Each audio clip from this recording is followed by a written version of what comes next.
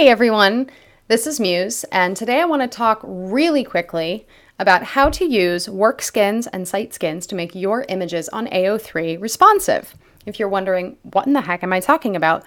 Maybe this has happened to you. You're lying in bed, it's 2 a.m, and you found a great story that you just are going to read, and it's only going to take, a few hours, and who cares if you have to be at work at 7 a.m. You're going to read it, but you're on your phone and this happens. See how the image is getting cut off?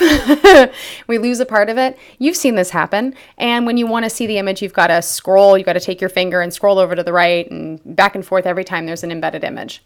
It's unpleasant for the reading experience. And if you have embedded images in your own work, this is happening to your readers, which is unpleasant for them too. Luckily, there's a really, really easy way to fix this with 2 lines of CSS that we're going to put in either a work skin or into a site skin. Now, why AO3 has not already implemented this on their own, I don't know, but it'll just take you 30 seconds to do this for yourself. There is going to be a link to this JS fiddle in the description for the video, so you don't have to worry about jotting this down. This is CSS. It stands for Cascading Style Sheets. It is a very simple language that formats websites. We use it for basically everything on website for the appearance, everything from the color and size of various typefaces to positioning of objects. But in this case, what we're going to do is we are going to say that the maximum size that an image can appear on the screen is 100% of the container that is holding it, and that the height is going to be automatically adjusted based on that adjusted width so that the original image ratio is maintained of height to width. So we're not going to have any skewing of your images. They'll be smaller, but they will not, no one's faces are going to be stretched. Nothing's going to look weird. So you're going to copy paste these 2 lines of CSS. You do need to have work skin. This is the division, and then this is saying that the images within work skin are going to be affected by this. So you're going to copy paste this little bit, including this ending bracket. You need both of those. And then we're going to come over to AO3 and jump into the skins section. Now, once you're in the skins section, you have the site skins and work skins. If you are a reader only, or if right now you're only concerned with your personal experience on the site and we're not worried about applying something to a story, you want to make a site skin. If you already have one, you can simply drop these 2 lines into your site skin. I have one, but I have it switched off, so I'm just going to click into it. And jump into the editing pane so you can see what it will look like for you. It's going to look like this. All you have to do is give it a title. You can name it anything you want, only you are going to see this. You don't make it public. Drop the 2 lines in here. In my case, I am also making hyperlinks blue. I don't know why I did that, but apparently I did that. And this last little bit switches off the latest messages widget that shows up on the dashboard. It gives me anxiety, so I keep it off. And that's literally all you have to do. Then click update. There's some advanced features, but we're going to skip them. You don't need them. And then simply say use. Yes, I want to turn this on for my account. If you are logged into your AO3 account on any device, this site skin will be applied for you. And now that we've refreshed it, you'll see, there we go.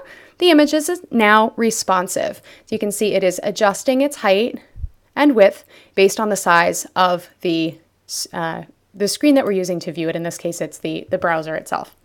So that's fantastic, right? We fixed it for ourselves, but what if you have a reader that does not have an AO3 account? They're on their phone, they've clicked a link, they haven't logged in, or they don't have a site skin, or they don't know that you can do this. There's an easy way that you can apply the same thing to all of your stories so that whether or not someone has implemented this for themselves or even has an AO3 account, their reading experience will be fantastic. And it's in the same place. You want to jump back into that skins menu.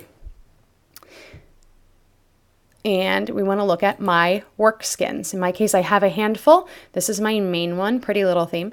But if you want to make a new one, literally all you're going to do is come up here, click create work skin. You can name it whatever you want. I'm going to name it responsive images. Paste in those 2 lines of CSS and we're going to say submit. And if title must be unique. Apparently I'd already used that. Responsive images again. Can I do this? There we go. And this is now a skin that could be applied to the story, and it's going to have that same experience then applied for all of your readers, which is really nice. To apply a work skin, you can do it, you can bulk edit, or you can do it on a fic by fic basis. If you only have 1 or 2 with art, you only need to really put it on those.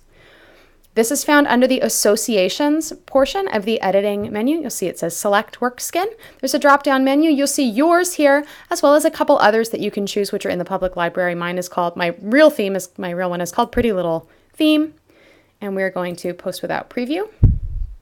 All this does is apply some CSS. You have not changed the content. You're not screwing up your story. If for some reason you put something in your skin and it screws your story up, all you have to do is take the skin back off. CSS is totally separate from the content. You haven't screwed up anything. You can see mine changes a lot of things. I change typefaces, colors, appearances of things. But this also contains the responsive image fix. So that's all there is to it. And you can make your stories a lot nicer for people who are using mobile devices. I will offer one more piece of advice. Although your browser is going to happily take that 1.3 megabyte photo that you have stored over on, I forget, what site do we use to, what do I use to feed these in? Imgur. Is that how you say it? You can upload really huge files on that site, and you can embed them in the story and tell the browser not to display it any wider than 800 pixels. But that file is still 1.3 megabytes, whether the browser is displaying it at 800 pixels or at the original 1500 pixel wide image that it really is. So I would beg you, please, for the sake of your readers who do not have unlimited data, maybe they're reading on the go, don't make them download a 1.3 megabyte file. Please do use Photoshop or one of the browser-based image editors to get that down to pretty much the maximum size it's really going to be displayed. Their data plans will thank you. If you have any questions about how to implement this responsive image fix, you can hit me up on Twitter at MuseAwayFic.